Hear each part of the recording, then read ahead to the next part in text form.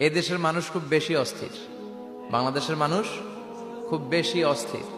আমি পৃথিবীর অনেক দেশে ঘুরেছি, সেখানে দেখেছি মানুষজন খুব ধীরস্থির ভাবে কাজ করতে পছন্দ করে। সুপার শপে যদি কিনতে যায়, they maintain the queue in super shop.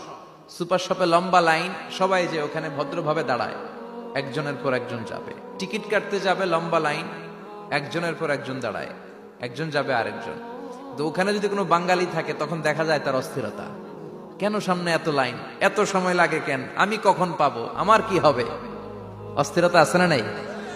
মানে সে পারে না সামনে সবাইকে ডিঙ্গিয়ে আগে যে টাকা পে করবে, আগে যে টিকিট কাটবে। এই অস্থিরতা আমাদের কমাইতে হবে, ধৈর্যশীল হতে হবে।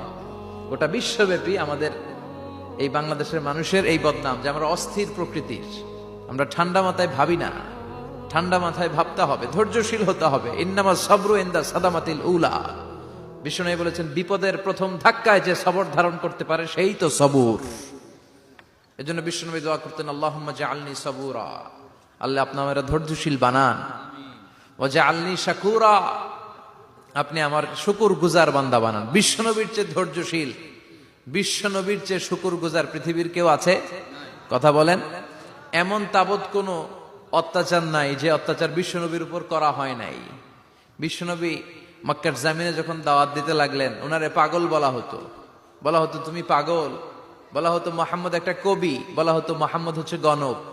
বিশ্বনবী যখন রুকু দিতেন, সিজদায় চলে যেতেন, উটের পচা নারী ভুরি এনে বিশ্বনবীর কাঁধে ফেলে রাখা হতো। বিশ্বনবীর গলার মধ্যে রশি ধরে টান দেয়া হতো। কয়েকবার বিশ্বনবীর এই ঘাড়ের এই চামড়া ছিঁড়ে গিয়েছে, একবার চাদর টান দেওয়ার কারণে, আরেকবার রশি টান দেওয়ার কারণে। বিশ্বনবী কিছুই বলেন নাই, ক্ষমা করে দিয়েছেন।